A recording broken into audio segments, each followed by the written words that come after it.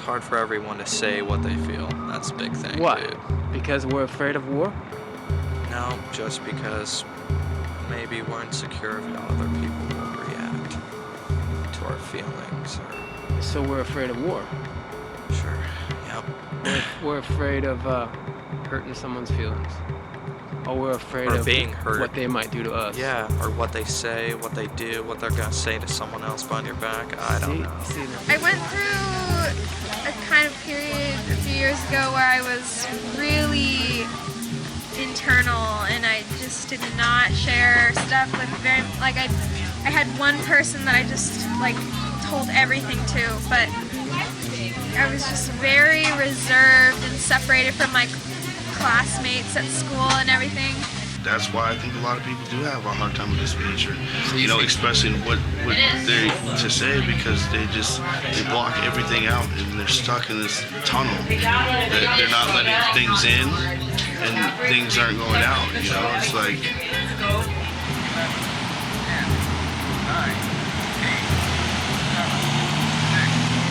I've pretty much always been outgoing. It's taken me 24 years to figure my happy spot though. So when's the last time you lost your happy spot? A couple months ago when I broke up with my boyfriend. Oh, really? Yeah. But I didn't let it get to me too much. I've been just focusing on work. Well, why were you sad if you're the one who broke up? Just because I care about him and I hope good for him. Yeah. And I just have a bad feeling that he's making bad habits and bad choices. From what I've been told, he's on a downward spiral in his life, and so it made me sad because I pray for him. He'll probably bounce back. I hope so. Seems like lots of us have an automatic bounce back button at some Sometimes point. it helps if you have positive influences, Oh, yeah. positive people that you hang around that make good choices. So if you don't, just don't have any friends. I'm serious. If you don't have positive friends, don't have friends? Or go out and make good friends. Yeah. You think it's better to be alone than be around negative friends? I do. I do. So I made people by, I don't know, they're here, they're everywhere, so you might as well get to know how to relate to them, or, For whatever reason, and a lot of reasons be because, as we said, insecurities, negativity, yada, yada, yada, and so they're limited in their speaking, and they're communicating, expressing how they feel, what they need with someone else. And so they're not able to reach the next level of, body language or, being so connected that I know what you're thinking before you even say a word because I was watching you. People will come and go, and they'll go more quickly than they'll stay, a lot of times. But, it's the essence, the essence of being here.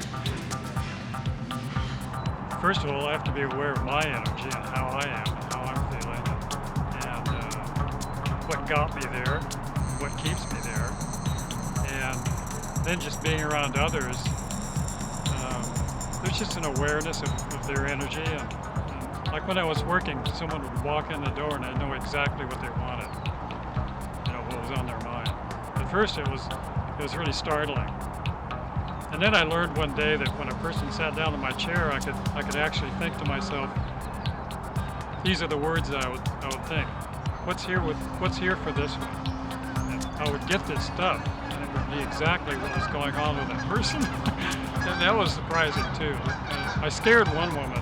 I started off talking about what she was about to do, and she got really, really uncomfortable because it was almost like I was invading her thoughts. So then I was more careful after that. And lately I've been learning to help people out more mentally, I guess. I help them out with, a lot of people vent to me, I guess. And I just help them out with situations, because that's what I see in life, is a lot of situations. And if we have ourselves so clearly defined, and we see ourselves as having this identity that is absolute and static, then that makes communication really, really difficult. I shoot them the question of the year every time I run into an old person that I can kick it with for 5 minutes, have a real conversation. Tell me the secret to life right now. Just give it to me. Because I feel like My mind is not right, and I don't want to entrust myself to this psychological world. You know, secular psychology, psychiatry. That just seemed like that would end up badly. And so I've realized that just keeping quiet and being present is the ultimate thing that I can do for this world. And if someone comes along and we're having an interaction, just be present and be honest with it and kind. And that's the best thing that I can do to help others. Quite honestly, like, I don't want anybody thinking that I'm something that I'm not, you know? And so, Yeah. but I've definitely gotten bad vibes off of people, and I'm not really sure if that, it must be something that I'm insecure about myself to get really put off by that person, because on the same token, someone else might not be put off by that person. When you see people, when you meet people, do you see negative in them sometimes? No, never, actually. Probably part of my problem, but I refuse to change it. Wow. So, Why would I? I mean, so what? I can make a point to change and see more bad in humanity so I can have a worse outlook on life? Let's go. I don't think so. I think before, when I was more cynical, I was just like, I don't really care what you think. You know, I'm gonna live my life the way I want to. You know, Right. whatever. And now I'm sort of like, well, okay, that's your opinion, but you know, that's not everybody's opinion. And maybe I'll change because of your criticism. You know, I'll think about it. You know, but.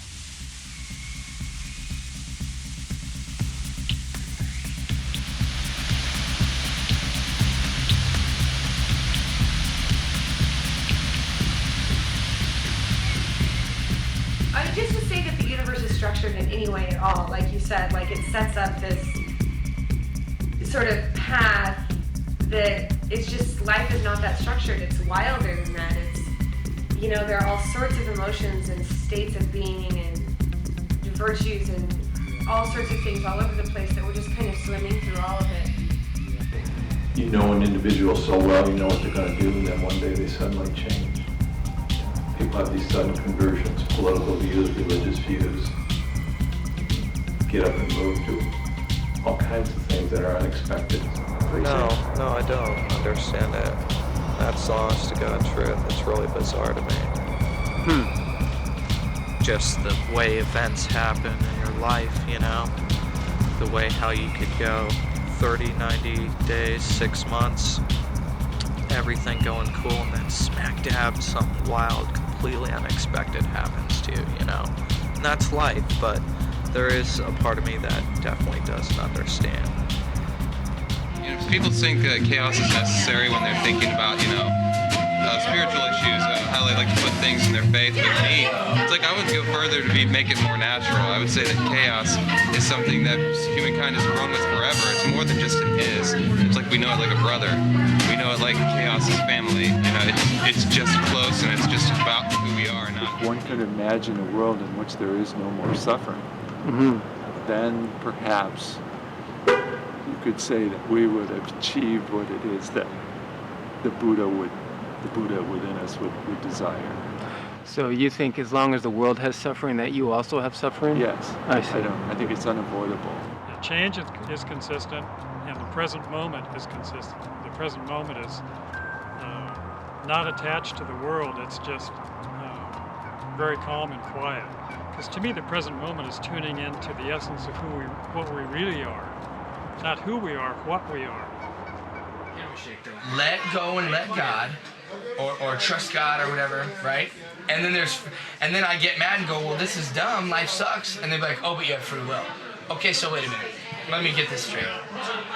I have free will. I can do whatever I want, but yet there's some divine plan that doesn't meet in the middle. If it does meet in the middle, it's me right here pissed off. Let go and let God. There's a plan. Good. That sounds fun. Just for a minute, that sounds fun. Let's say that was your life and you learned that from birth. But then I get to do whatever I want. And not only that, but if it doesn't let go and let God, and if that's not pretty, they'll blame it on the fact that I get to do whatever I want. That doesn't make any, that doesn't make any sense. I'm sorry. Fate and free will dance. Fate and free will dance together, and it's beautiful, it's yin and yang. But God has a plan, and you get to do whatever you want. You know, because sometimes I might think something's the right thing to do, and then someone will interject and say, no, that's really not, like, maybe you should do it this way. And then it turns out that maybe that person's way turned out better along the line rather than the way I wanted to. So it's really a matter of learning, and our society, and every culture, societies can differ so greatly. It's like, you know, how do you, it's tricky being human.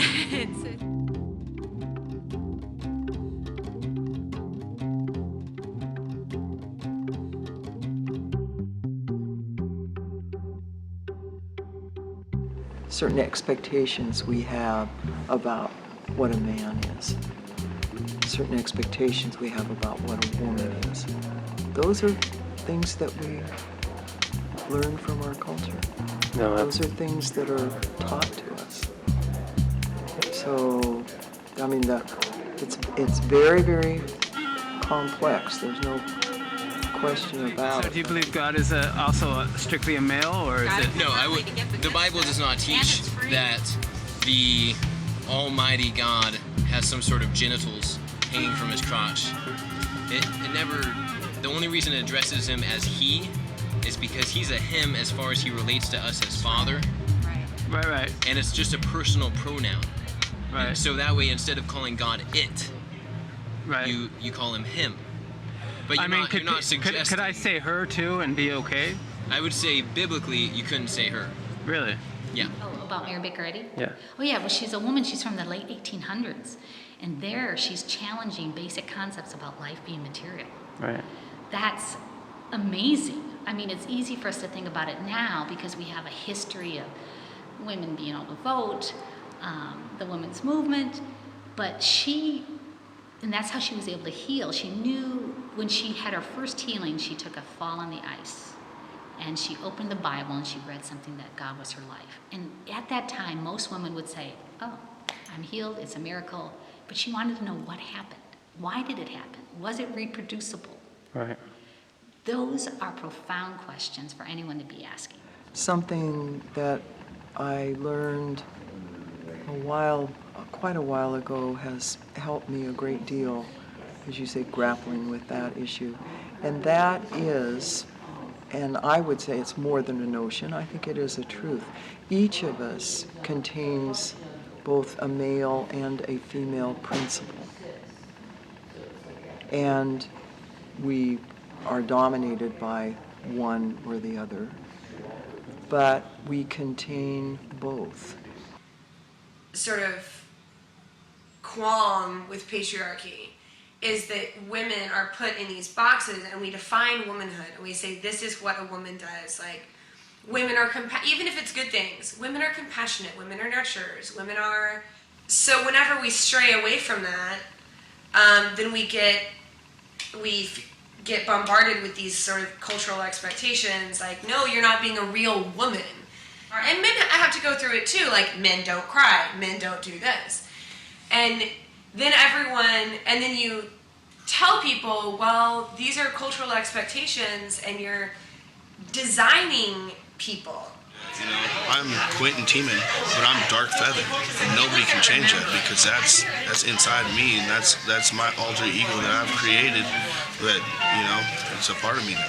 Now I'm doing music with it. Now I'm making CDs. Like, I know that I'm super intelligent, super gorgeous, super fantastic. I know that sounds conceited, and I'm perfectly happy with who I am, but I sound like a child.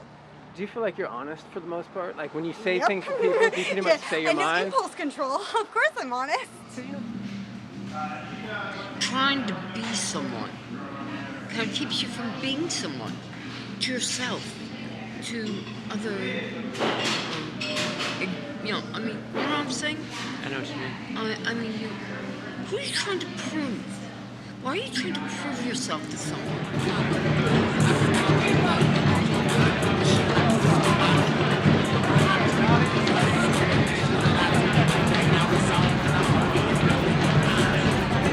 So where do you think you got your grounding from? Because you seem pretty grounded. I mean, is it myself? Just experience? Experience. So, I mean, did you have some love from your mom or anyone when you were? I'm the outcast.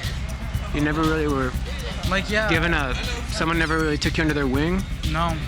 Damn. There's a lot of fights through through schools. I was expelled. I was suspended because I was different, because I moved a lot with my parents. My mom, anyway. My dad wasn't in the picture until I was 10. And so you feel like now you kind of understand that aggression and anger just don't work? No, they don't work at all. They're not.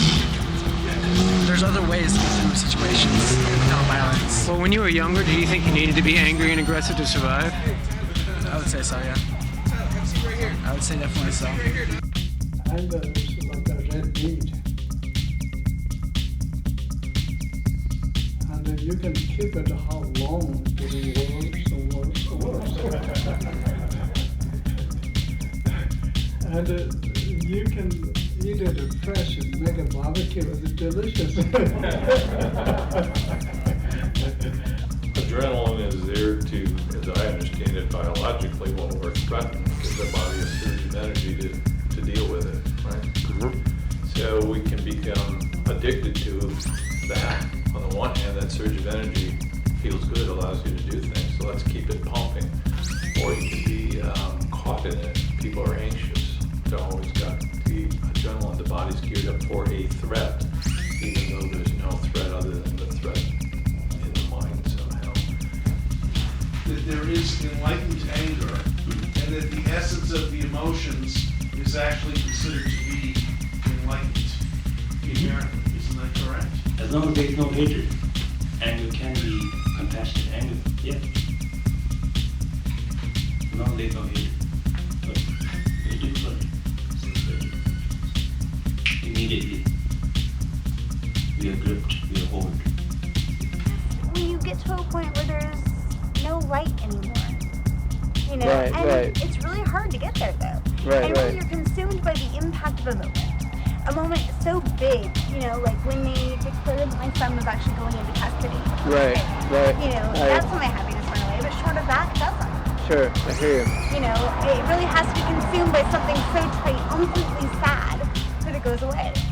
We progressed from one step to another, you know, fire or speech, et cetera, through struggle, not through happiness. If we were naturally happy, right, and that was just the state that we were supposed to be in, and society today has somehow f***ed us up so bad that we're not naturally happy anymore, then no progress would have ever been made. So happiness, depending on how your day goes, will leave you quickly, in an instant. But I'd say a measure of joy, Mm-hmm. definitely. Joy, something that you can never lose if you are determined to keep it. So when's the last time we can never lose it, when's the last time it was shaken from you, you think, you feel? It's probably been some years. So for a few years you felt a continual... Oh yeah. Well, you said, when's the last time you got angry? Like, really angry? Oh, you can be angry and still have joy. Are you serious? Oh yeah. Oh yeah. Because here's what I mean. That's not real anger then. Well, I mean, you know, I'm trying to progress through myself so I can basically work with karma and be happy. I want to be happy in life. I don't want to be miserable like most of these people out here. You think that's most people on the streets are struggling? Well, a lot of people on the streets are struggling, and I'm not just saying about them. I'm also saying within our civilization, half the people out here working are just miserable a little bit in most ways. I don't know what true happiness is really. You say you've been feeling good for how many days now? About a week.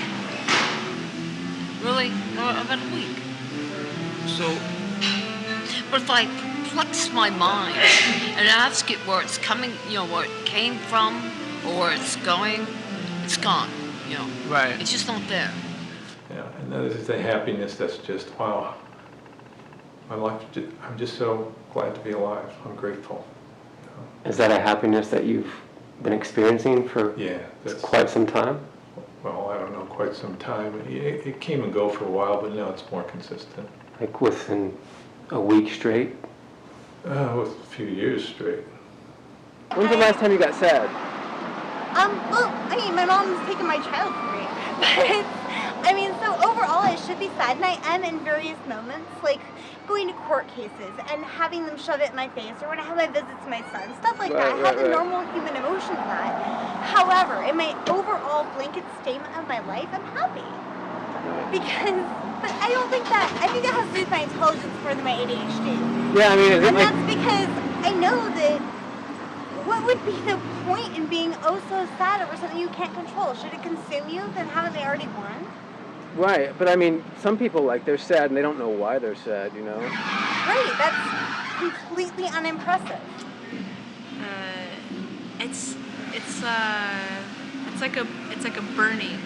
Sometimes the light just kind of dims and you kind of get tired. And there's other emotional reasons why I get tired. Question. I think that happiness is kind of a relative term, and I don't know that I would ever say that it was a constant state, but rather I kind of like to use the metaphor/idea that happiness comes in pockets. But for the most part, I would say that I have a pretty good life. I have a lot of friends here. I have a lot of people who support me and my identity, so I would say, yeah, I'm happy. You know, probably instant gratification. For me, I'll be honest, you know, I like it, and then I'm content. I'm not sure about this peace and greatness thing. I haven't really felt like I've achieved that. But maybe standards are different for people, you know. So you haven't felt a certain amount of peace for like a continual, like, let's say 3 or 4 days straight? I have, you know, like when I went from dating a bipolar bulimic cutter for 3.5 years to dating a somewhat normal female. That moment when I realized, no one's calling me at 3:30 in the morning or hammering on my window at 4 a.m. on a work morning, wanting to go to Jack in the Box after they ate 30 sleeping pills and I got to take them to have their stomach pumped and I'm not even sleeping with them anymore. You know, I'm not dealing with that. Then a rush of contentment, peacefulness comes over me and it's sweet, you know? Right, it's crazy. It's like you get a glimpse. It's not even like a sight, it's just kind of a electric feeling. Yeah. So almost a sudden everything's okay. Right. So you believe though that you can get to a place where you can make that last? Yeah, I believe. You think you can make it last forever? Eternal. I have found ways of getting through it at this point in my life. Sometimes, I mean, when I was younger, sometimes I would just sit down and play. And one of my roommates once commented, that I should be depressed more often because I played better. Sadness was not something that was seen as bad in Japanese culture. Like, sadness was an emotion that could be, used for good, or it was just an emotion like anything else. And so people were coming into like psychologist's office after, and not just people taking antidepressants, but the media, the onslaught of the advertisements telling people, look, you can be happy, look, you should be happy, you should be happy, you should be happy, on TV and stuff. So people were coming in the psychologist's office like, well, I'm sad, make me happy. Right. And the psychologists were like, where's that coming from? That's not how our culture works.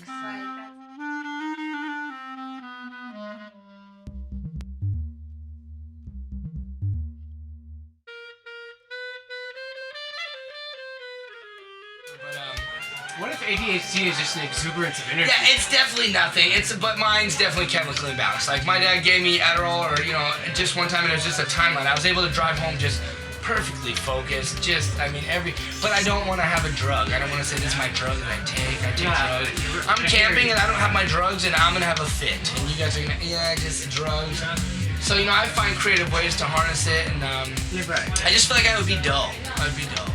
So I myself suffer from ADHD, so... Really? What is that exactly?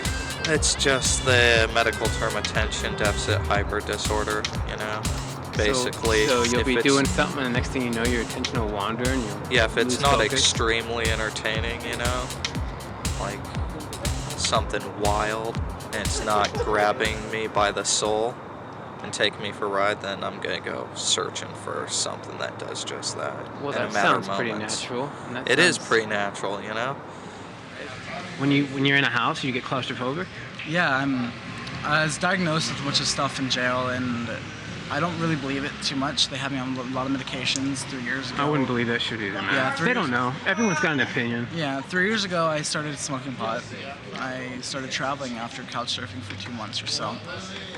And I picked up wire wrapping and hemp work, and I'm sewing, like I'm making my patchwork clothes right now. And I'm doing a whole pant set. I'm doing a trench coat too. I'm lining the inside out with some fur. I'm doing my own thing, eating and surviving while being happy, being how I want to be. Quite honestly, I'm most afraid of just losing myself, I guess. Losing yourself? Yeah, like it's a very internal thing. It's like I have really bad anxiety, and it's crazy how much a thought can spiral into something so huge that it controls your life. So Yeah, I'm afraid I know of what you losing myself in myself. Losing yourself in your thoughts. Yeah, right. So in dancing, you like that because you don't have to think? I don't have to think, no. It's like, seriously, there's no thinking to it. It's like muscle memory. It's like you can just sit there and be so connected with the music. You know when the break beat is, or you know when the next thing's going to happen. You know when you need to change the way you're doing things, you know, because the beat's changing.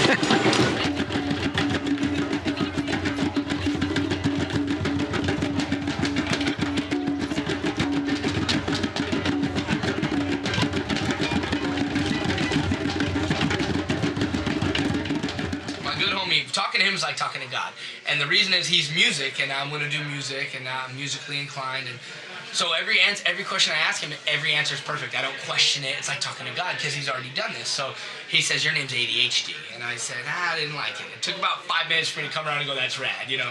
80HD. There's already some kid named ADD. Anyways, so we're at Starbucks, and he has to go inside to get a muffin or take a shit. I don't know. But as he goes inside, I feel the call from my mom. She goes, I just talked to Grandma, and Grandma's like, I can't, she goes, I feel sorry, I can't even understand him.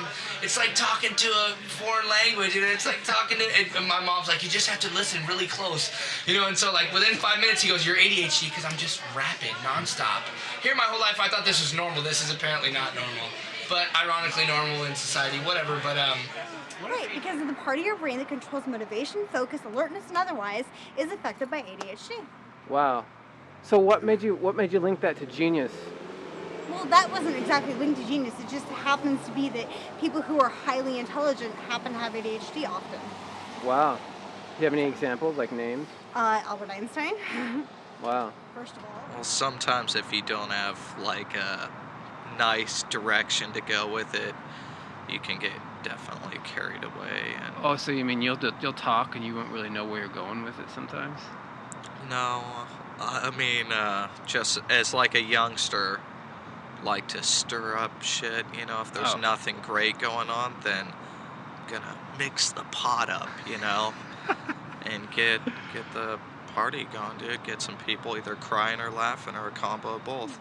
What I've noticed really on my own is that the high percentile that ADHD is diagnosed, so loosely diagnosed, and it really is more everybody. They find that, everybody has a few things about ADHD. Everybody's a little bit ADHD. And all this stuff. No, it's not a disease. It's a personality type. That's why so many people have a little bit of ADHD, you know? Right. It's a personality type, So people really. who have been The considered absent-minded genius have professor. been what? It's really the absent-minded professor. and I hated my life, but I had to go to that pretty pace in my mind. It was like, what the and then it was just crappy, not in Anaheim, but my recent lesbian situation. But one day I looked in my room and I looked around and there was stuff everywhere. I was like, this is probably what my mind looks like. You know, shoe boxes, clothes. I mean, it was awesome. Usually, okay, in a place of awakeness, there's just a flowingness. Thoughts come and go, feelings come and go. But then there's a sticky point where it seems like your attention gets stuck on it and it kind of takes you away from everything else. Yeah. Like a camera's zoom lens. Instead of having a big picture of what's happening, it goes, oh, that. And you find, oh, that thought grabbed me, or that feeling grabbed me. Okay, so inquire into it. Because those that suck you in are going to be coming up over and over for a reason. So. Ever since I was little, It always kind of really is really frightening to think about it, think about infinity, but then I just can't stop thinking about it, and it's just like, it's so hard because I don't know that our brains are meant, we're creatures of the earth. Are we really meant to think about, the cosmos and everything? But that just makes it more exciting. You can understand, this monkey needs a job. If this monkey has a job, then he is pretty happy.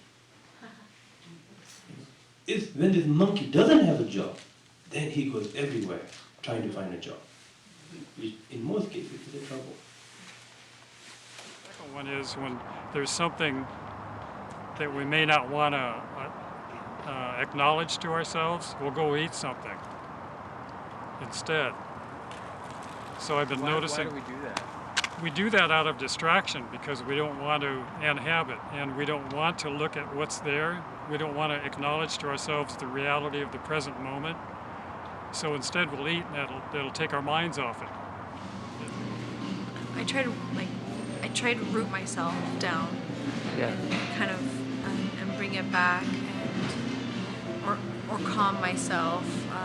Find different means of doing it. Sometimes it takes physical exercise to run. Oh, you jog? Run, yeah, I run. I should rant. If that gives you any idea, state of mind. The only thing I can figure is this. Not even this. I mean, they're connected. Like this one person said, the longest journey you'll ever take, 17 inches from here to here.